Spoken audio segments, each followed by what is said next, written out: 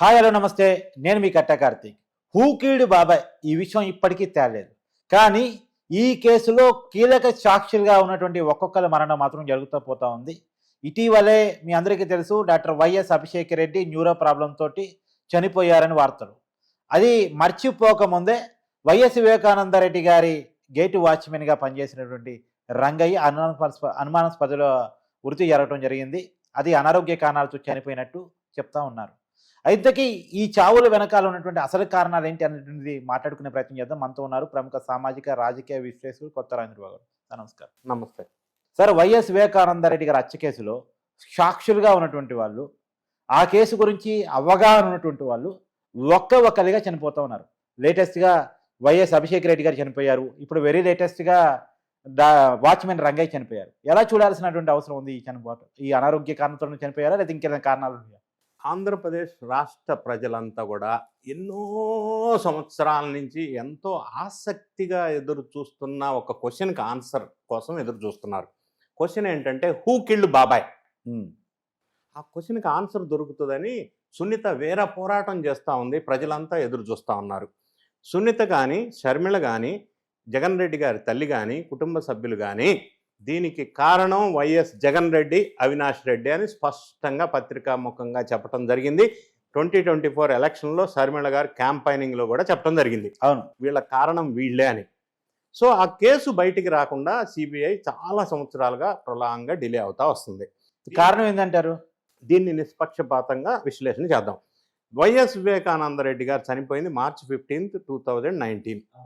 అప్పట్లో తెలుగుదేశం పార్టీ అధికారంలో ఉంది కాబట్టి దీన్ని వాళ్ళు చాలా సీరియస్గా తీసుకొని వెంటనే విషయాలు వెలుగులోకి తీసుకురావాలనే ఒక ఉద్దేశంతో స్పెషల్ ఇన్వెస్టిగేషన్ టీం వేశారు. అది విచారణ చేస్తున్న సందర్భంలో తెలుగుదేశం పార్టీ ప్రభుత్వం ఓడిపోయి వైఎస్ఆర్ కాంగ్రెస్ పార్టీ అధికారంలోకి వచ్చింది ఆంధ్రప్రదేశ్లో.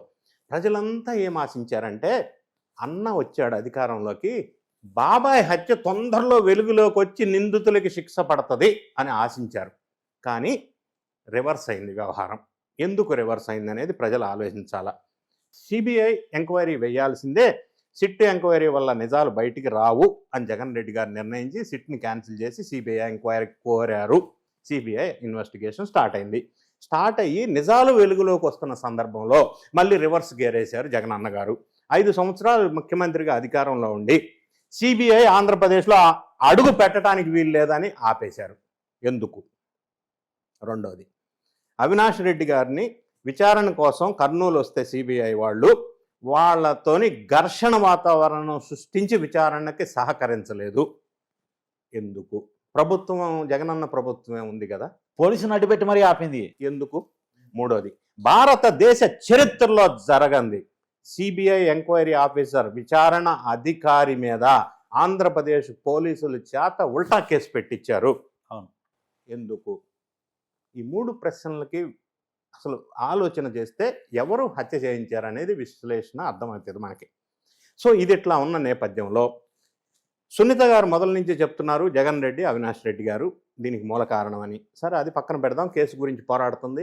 కోర్టులు కూడా ఏం చెప్పినాయి, ఇది కేసు స్పీడ్గా హ్యాండిల్ చేయాలా, క్లియర్ చేయాలని. రెండోది, ప్రజాప్రతినిధుల మీద వచ్చిన కేసులు ఒక టైం బౌండ్ పెట్టుకొని దాని మీద క్లియరెన్స్ చేయాలని ఆదేశాలు కూడా కోర్టు ఇవ్వడం జరిగింది. ఏదేమైనా రకరకాల కారణాల వల్ల, మీరు అడిగినట్టు అప్పట్లో కేంద్రంలో అధికారంలో ఉన్న ప్రభుత్వం అండదండల వల్ల, సిబిఐ ఒక స్వతంత్ర ప్రతిపత్తిగా సంస్థ కాబట్టి నేషనల్లో బీజేపీ అండదండల వల్ల కొంత డిలే అయింది. రెండోది, వీళ్ళు అందులో ఇరుక్కుంటారు కాబట్టి కేసుని క్లోజ్ కాకుండా ప్రొలాంగ్ చేసుకుంటూ వచ్చి ఉండవచ్చు. ఈ నేపథ్యంలో ఈ హత్యలో చూసిన వాళ్ళు కానీ, ఉన్నవాళ్ళు కానీ, సాక్షులు కానీ, ఈ కేసుకి సంబంధించిన వాళ్ళు కానీ ఒకరి తర్వాత ఒకరు అనుమానాస్పద మృతి పరంపర కొనసాగుతూనే ఉంది. అవును, ఎందుకు అంటే, ఫ్యాక్షనిస్టులకి, ఈ హత్య రాజకీయాలు చేసే వాళ్ళకి ఒక ఫిలాసఫీ ఉంటుంది.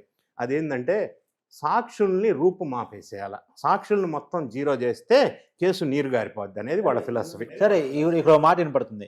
గతంలో పరిటాల రవి హత్య కేసులో ఏం జరిగిందో వైఎస్ వివేకా గారి హత్య కేసులో కూడా అదే జరుగుతుంది. కరెక్ట్. గతంలో చేసిన ఫార్ములా ఇదే. సాక్షుల్ని నీరు గారిస్తే కేసు నీరు గారిపోద్ది. ఇప్పుడు జరుగుతున్న పరంపర అదృశ్యమైపోవటం, అనుమానాస్పద మృతికి కారణాలు కూడా ఇదే క్వశ్చన్, ఇదే ఆన్సర్.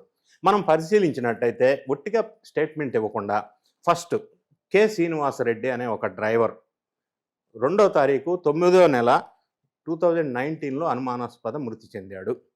ఇతను ఆ కేసులో హత్య దగ్గర ప్రత్యక్ష సాక్షి. ఓహో, 2019లోనే. 2019 2వ తారీఖు 9వ నెల. ఓకే.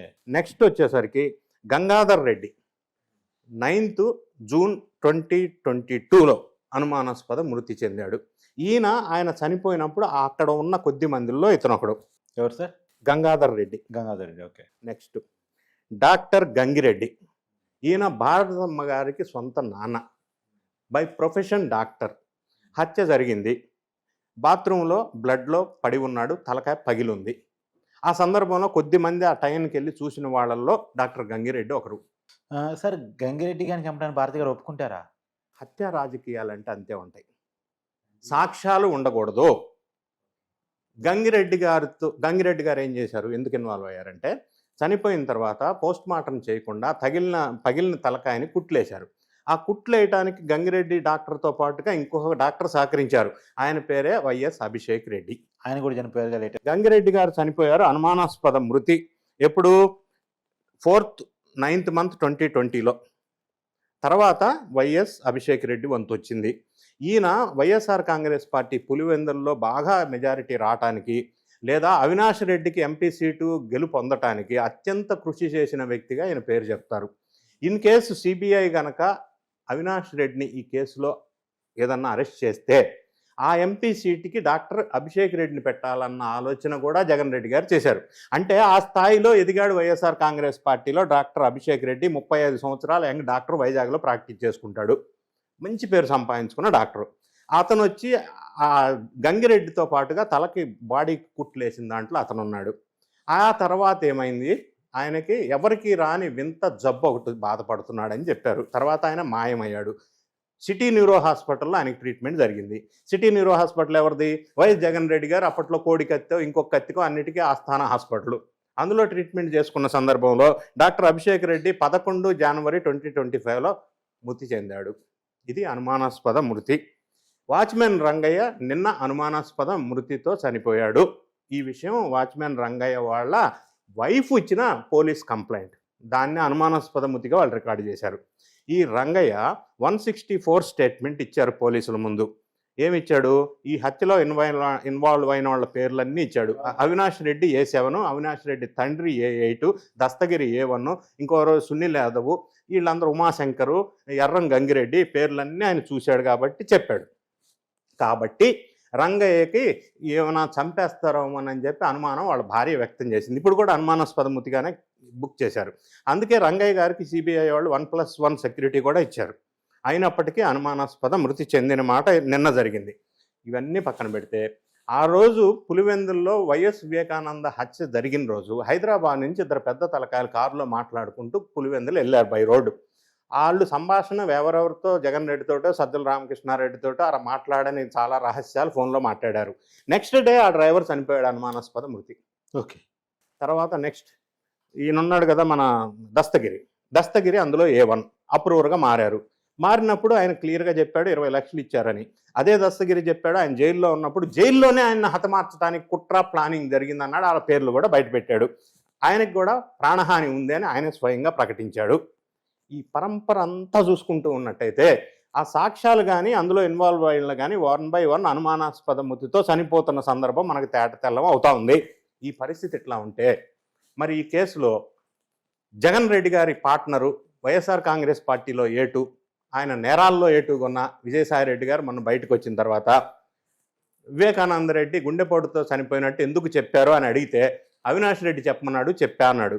అంటే రేపటి రోజున నెక్స్ట్ విజయసాయి రెడ్డికి ఏమన్నా ప్రాణహాని జరగబోతుందా? ఆయనకు కూడా చాలా విషయాలు అవినాష్ రెడ్డి ద్వారా ఈ కేసుకు సంబంధించిన విషయాలు తెలుసు కాబట్టి. అవునా? ఎస్. సునీత గారు నెక్స్ట్. సునీత గారు ఒకే ఒక వ్యక్తి దీన్ని వీరోచితంగా తేల్చాలని పోరాడుతున్న వ్యక్తి. వీళ్ళిద్దరు కనుక ఈ కేసులో నుంచి మాయమైతే కేసే ఉండదు, నీరుగారిపోద్ది.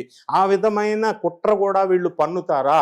కాబట్టి వీళ్ళిద్దరికి ఏం జరగకూడదు అని మనం కోరుకుంటున్నాం. ఆ విధంగా గవర్నమెంట్ చర్యలు తీసుకోవాలా, వీళ్ళకి ఏం కాకుండా కేసు క్లియర్ అవ్వాలా, అసలు దోషులకి శిక్ష పడాలా అని మనం కోరుకోవాలా.